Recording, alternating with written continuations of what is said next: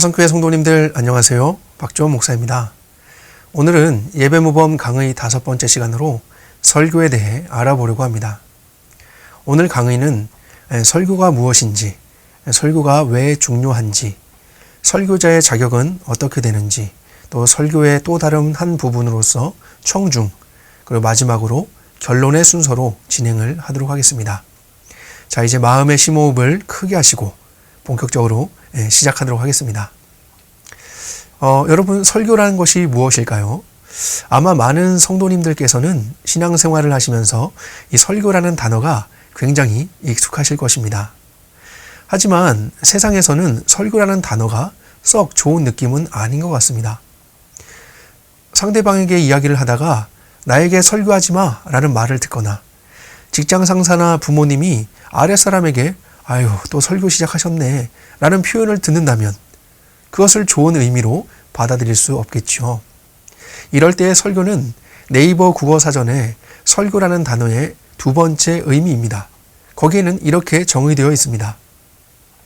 어떤 일의 견해나 관점을 다른 사람이 수긍하도록 단단히 타일러서 가르침 또는 그런 가르침.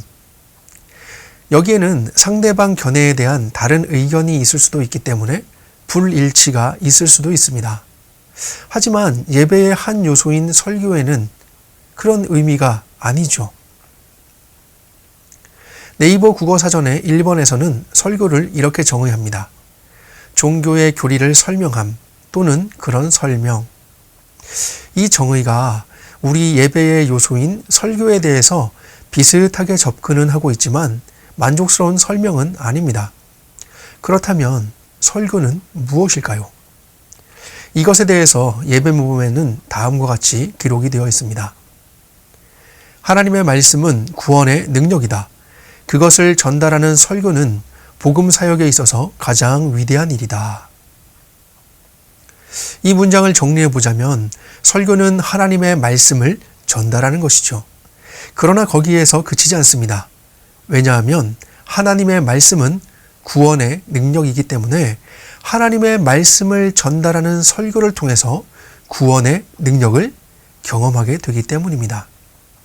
그러므로 설교는 네이버 국어사전이 정의하는 것처럼 설명으로 끝나는 것이 아니죠. 설명은 지적인 이해를 도모하는 데 그치지만 설교는 지적인 이 이해를 통해 감성과 의지에까지 영향을 미치게 합니다. 이를 잘 이해한 청교도들에게는 이런 격언이 있습니다. 성령님은 사람의 지성을 굴복시키시며 일하신다. 지금까지의 내용을 정리해서 설교를 말하자면 설교는 무엇이라고 할 수 있을까요? 그렇죠. 하나님의 말씀을 전달하여 구원의 능력을 경험하는 수단, 이렇게 이야기할 수 있겠죠. 결국 이런 설교에 대한 지식은 설교의 중요성을 깨닫게 하는 데까지 나아가게 됩니다. 이 설교의 중요성에 대해서 웨스트민스터 신앙고백서와 요리문답을 통해 살펴보려고 합니다. 이 신앙고백서와 요리문답서를 통해 살펴보는 것은 장로교 신앙에 따라 모든 직분자들이 웨스트민스터 신앙고백서와 대소요리문답을 신구약 성경이 교훈하는 교리의 총괄로 믿고 신종하기 때문입니다. 먼저 웨스트민스터 신앙고백서 제14장의 구원에 이르는 믿음 부분을 살펴보겠습니다. 우리 헌법책의 교리 부분에 실린 이 웨스트민스터 신앙고백서 제14장 1절은 다음과 같이 기록하고 있습니다. 믿음의 은혜는 택한 자들로 하여금 그들의 영혼 구원에 이르도록 믿게 해주는 것이다. 그 은혜는 괄호 1. 그들의 심령 속에 임하는 성령의 역사로서 괄호 2. 일반적으로는 말씀 사역으로 말미암아 임하는 것이고 괄호 3. 그 은혜의 증가와 강화도 역시 말씀 사역으로 되어지고 괄호 4. 성례와 기도로 말미암아 되기도 한다. 신앙고백서에서는 구원에 이르는 믿음을 성령의 역사로 보며 그 수단으로서 세 가지를 말하고 있습니다. 그것은 말씀 사역과 성례와 기도이죠. 그런데 우리가 괄호 2번과 3번에서 본 것처럼 신앙고백서는 그 세 가지 중에 가장 일반적인 것, 주된 것이 말씀 사역임을 고백합니다. 성령 하나님께서는 구원에 이르는 그 은혜를 말씀 사역을 통해 임하게 하시고 은혜의 증가와 강화도 말씀 사역을 통해 하신다고 합니다. 그리고 괄호 4번에는 성례, 즉 세례와 성찬, 그리고 기도를 통해서 되기도 한다고 특별한 경우를 소개합니다. 일반적으로 그 은혜가 임하는 것은 무엇을 통해서죠? 그렇죠. 말씀 사역을 통해서입니다. 설교는 믿음을 일으키고 은혜를 주는 수단인 것이죠. 우리 대우리 문답 155문을 좀 볼까요? 155문은 이렇게 질문합니다. 말씀이 어떻게 구원 얻는 일에 효력을 주는가? 이것에 대해서 다음과 같이 답을 하죠. 말씀을 읽을 때, 특히 설교할 때에 하나님의 영이 그것을 유효한 방편이 되게 하셔서 죄인들로 하여금 깨닫게 하시고 확신하게 하시며 겸손하게 하신다. 또한 그들로 하여금 자신을 벗어나서 그리스도에게로 오도록 하시며 하나님의 형상을 닮아가게 하시고 하나님의 뜻에 순종하게 하시며 유혹을 물리치고 부패하지 않도록 힘을 주신다. 또한 은혜로 양육하시며 그들의 마음을 거룩하게 하시며 구원에 이르는 믿음을 통하여 위로받게 하신다. 성령 하나님께서 죄인들을 구원하실 때 가장 적극적으로 사용하시는 수단이 무엇입니까? 말씀입니다. 그러면 이 말씀은 중생치 못한 그런 죄인들에게만 필요할까요? 그렇지 않죠. 우리가 읽었던 것처럼 하나님의 형상을 닮아가게 하시고 하나님의 뜻에 순종하게 하시며 유혹을 물리치고 부패하지 않도록 힘을 주시는 수단이기 때문에 모든 사람에게 말씀은 꼭 필요합니다. 단회적인 구원만이 아니라 영원한 구원을 이루는 그런 중요한 수단이기 때문에 말씀이 필요하지 않은 사람은 그 누구도 없습니다. 말씀과 말씀 사역인 이 설교가 중요한 이유를 아시겠죠? 아마 대부분의 성도님들은 이미 알고 끄덕끄덕 하고 계실 것입니다. 저에게는 6살짜리 자녀와 3살짜리 자녀가 있는데요. 만약에 제가 현찰로 2억 원을 은행에 입금을 해야 하는데 심부름을 시켜야 한다면 둘 중에 누구에게 시키는 것이 좋을까요? 6살일까요? 아니면 3살일까요? 저는 지금 화면을 보고 있는데요. 성도님들의 표정이 보이는 것 같습니다. 4글자로 어이없음. 아마 제가 2억 원을 3살짜리에게 맡긴다면 우리 성도님들은 심각하게 걱정을 하시겠죠. 그렇다고 큰아이인 6살짜리는 어떠세요? 도긴개긴이라고 하죠. 도친개진이요. 그놈도 다 맡길 수 없는 아이들이라고 생각하실 것입니다. 2억 원, 얼마나 큰 돈입니까?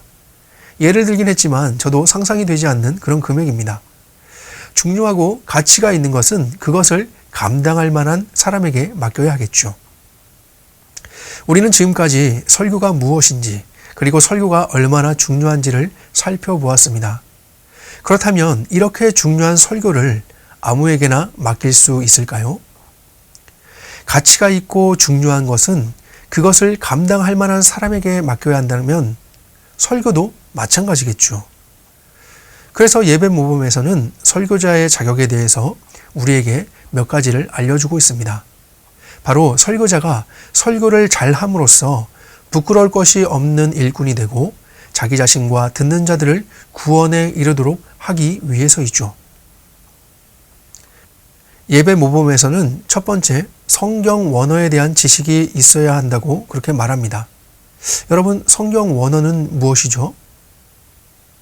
웨스트민스터 신앙고백서 제1장 성경 부분을 보면 8절에서 이렇게 고백합니다. 구약은 히브리어, 구약시대에 하나님의 백성이 사용했던 말이죠. 신약은 헬라어, 그 기록 당시에 모든 나라들의 일반적으로 알려진 말입니다. 이렇게 구약은 히브리어와 헬라어로 하나님으로 말미암아 모든 시대에 순수하게 보존되어 왔다. 구약은 무슨 어요? 히브리어, 신약은요? 헬라어입니다. 물론 구약 성경에는 히브리어의 사촌쯤 되는 아람어로 쓰인 본문이 조금 있습니다. 그래서 엄밀히 말하자면 구약의 원어는 히브리어와 아람어, 그리고 신약의 원어는 헬라어가 되겠죠. 그 외에 영어 성경이나 우리말 성경, 기타 외국어 성경은 번역이 되었기 때문에 역본이라고 부릅니다. 비록 완전하게 보존된 원어 성경은 없지만 현재 필사본들이 원본의 의미를 왜곡함 없이 담고 있기 때문에 권위와 신뢰성을 둡니다. 번역본으로도 성경의 주제를 파악하는 데 부족함은 없지만 설교자는 성경의 일차적인 바른 의미를 파악하기 위해서는 반드시 원어에 대한 지식이 있어야 합니다. 두 번째는 신학 지식입니다. 신학이란 무엇일까요? 신학은 말 그대로 신에 대한 학문이죠. 역사적으로 많은 학자들이 신학에 대해 정의를 내렸는데 저는 하나님의 위대하신 속성과 사역에 대해 공부하는 학문이라는 조나단 에드워즈의 정의를 좋아합니다. 물론 제가 학식이 다른 목사님들만큼 되지 못해서 더 다양하고 깊이 있게 소개해 드릴 수는 없지만 제가 이런 정의를 좋아하는 이유는요. 신학이 신앙과 분리되지 않은 그런 정의이기 때문입니다. 쉽게 말씀드리자면 이 신학이 신앙의 성장을 돕고 그렇게 성숙된 신앙을 바탕으로 신학이 설명되기 때문인데요. 쉽게 말씀드리려고 했는데 쉽지가 않네요. 나중에 기회가 된다면 더 자세히 말씀드리겠습니다. 말씀 사역에 있어서 이 신학을 전반적으로 안다는 것은 이 신학교의 커리큘럼, 조직신학과 성경신학, 역사신학과 실천신학에 대한 그런 지식도 포함하겠지만 저는 앞서 정의에서 말씀드렸던 것처럼 성경을 통해 드러난 하나님을 아는 지식이라고 하고 싶습니다. 성경은 하나님께서 의도를 가지고 쓰신 책이기 때문이죠. 웨스터민스터 신앙고백서 제1장이 무엇에 대한 고백이라고 했죠? 성경이었습니다. 1절에 성경에 대해 이렇게 고백하고 있습니다. 그러나 그것은 제가 앞부분을 생략한 것인데요. 자연계를 통해 드러난 하나님에 대한 계시입니다. 이것이 구원에 이르게 할 정도로 하나님과 그의 뜻을 알게 하는데 충족하지 못하다. 그러므로 하나님은 과거 여러 시대에 여러 모양으로 그의 교회에 자기 자신과 그의 뜻을 계시하여 주시기를 기뻐하셨다.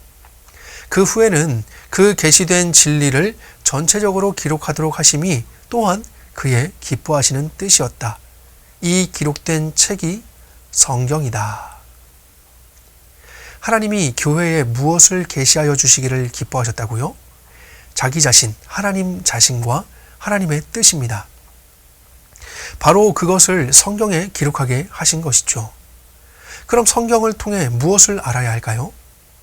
그것은 하나님과 하나님의 뜻이죠. 따라서 설교자는 성경을 통해 하나님의 속성과 하나님의 사역에 대해 배우며 또한 가르쳐야 하는 것이죠. 세 번째, 이 설교자에게 필요한 것은 이 신학에 수중두는 학문, 문학과 과학에도 상당한 지식이 있어야 한다는 것입니다. 사실 이 세 번째 때문이라도 저는 신학의 정의를 앞서 말씀드린 것처럼 고수하고 싶습니다. 요즘 얼마나 많은 문학과 과학이 신학에 수종들기는커녕 하나님의 대적 노릇을 하고 있는지 모릅니다. 만약 신학이 성경을 난도질하고 하나님에 대한 회의와 예수 그리스도에 대한 존재와 사역에 대한 의심까지도 포함한다면 그것은 더 이상 신학이 아니라 인문학이 되겠죠. 인간의 관점에서 그것을 난도질하고 그것을 평가하니까요. 문학과 과학은 하나님께서 창조하신 세상과 하나님께서 그 세상에 베푸시는 일반적인 은혜를 반영하고 있습니다. 신학이 하나님의 계시를 통해 깨닫는 지식이라면 문학과 과학은 하나님께서 만드신 세상을 통해 얻어지는 지식입니다. 설교자가 하나님에 대한 지식과 사람과 사람이 사는 이 세상에 대한 지식을 두루 갖춰야 말씀 사역을 통해 이 땅을 배경으로 살아가는 신자들이 이 땅에 종속되지 않고 하나님의 말씀에 순종하며 이 땅을 나그네로서 하나님의 백성으로서 살아갈 수 있도록 도울 수 있겠죠. 네 번째 요구되는 것은 무엇보다도 성경에 대한 지식이 일반 신자들의 수준 이상이 되어야 한다고 하는데 이것은 이미 앞서 말씀드린 것처럼 신학 지식의 근본이 되는 성경을 모른다면 설교 사역을 감당할 수 없기 때문에 더 말할 나위도 없을 것입니다. 설교는 결코 설교자 자신의 지식의 능력이나 경험, 재능 등을 자랑하거나 자신의 신념을 밝히거나 또 자신의 성공담이나 주관적인 체험을 말하는 시간이 아니죠. 또 청중들이 듣고 싶은 이야기를 재미있게 들려주는 것도 아닙니다. 설교를 통한 설교자의 임무는 하나님의 말씀, 즉 성경을 있는 그대로 전하는 것입니다. 설교의 행위가 있는 것은 성경 본문이 있기 때문이죠. 우리가 가끔 혼동해서 성경을 봉독하는 시간은 대충 하고 설교가 시작되면 집중하려고 하는 그런 경향이 있는데요. 설교의 행위가 있는 것은 바로 성경 본문이 있기 때문입니다.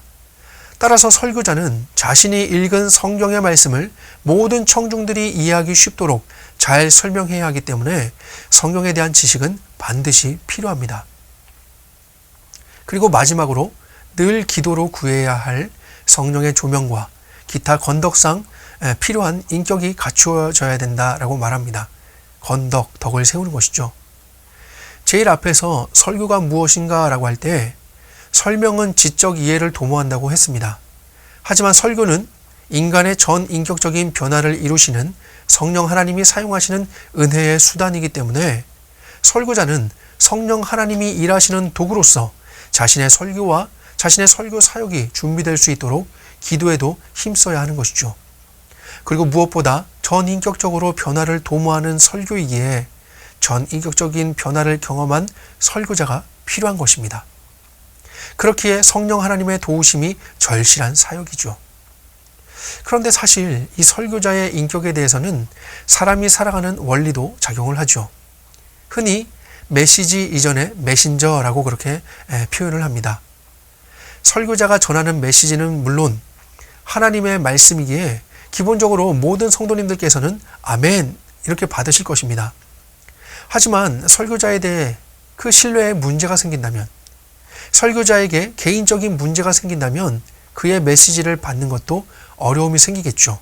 마음이 불편한 사람을 편하게 이야기하거나 그의 말을 편하게 들어줄 수 없는 것처럼요.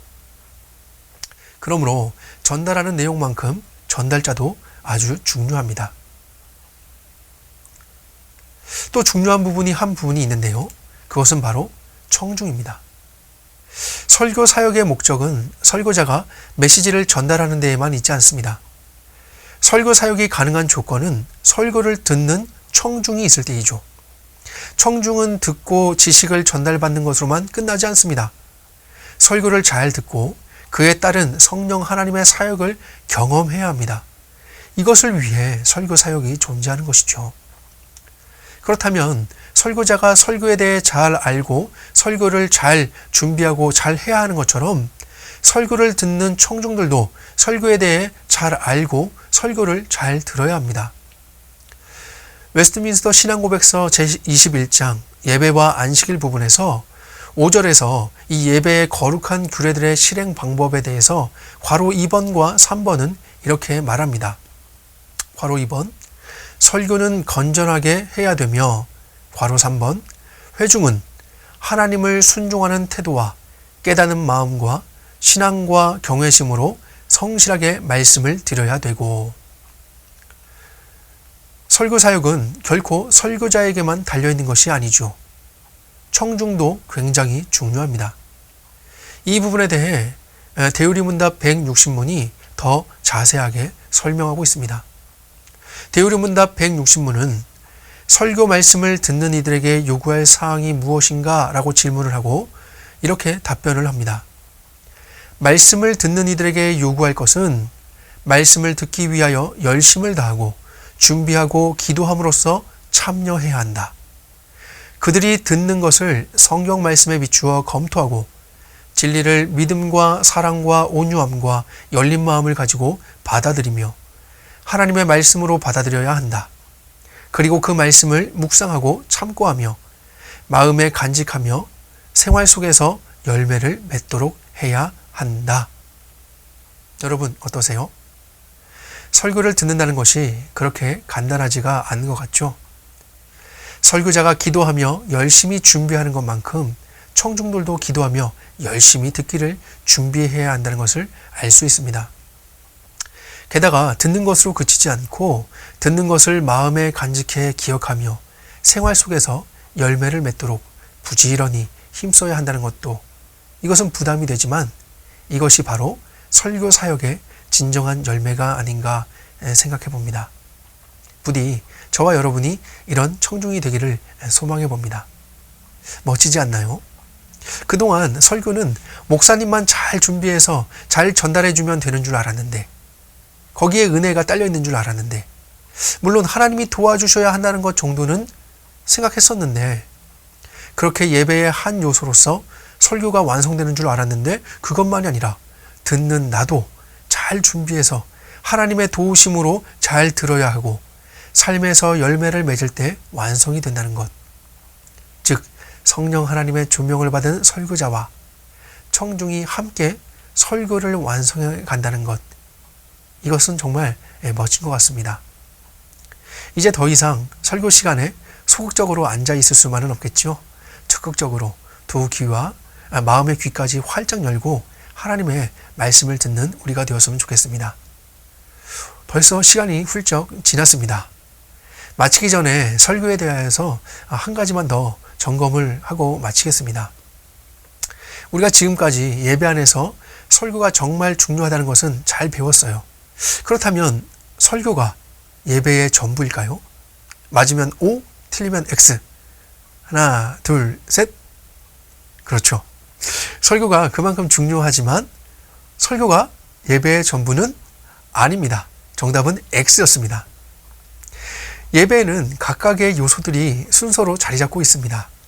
그리고 그 순서들은 그리스도께서 교회를 설립하시며 정하신 규례들을 포함하고 있습니다.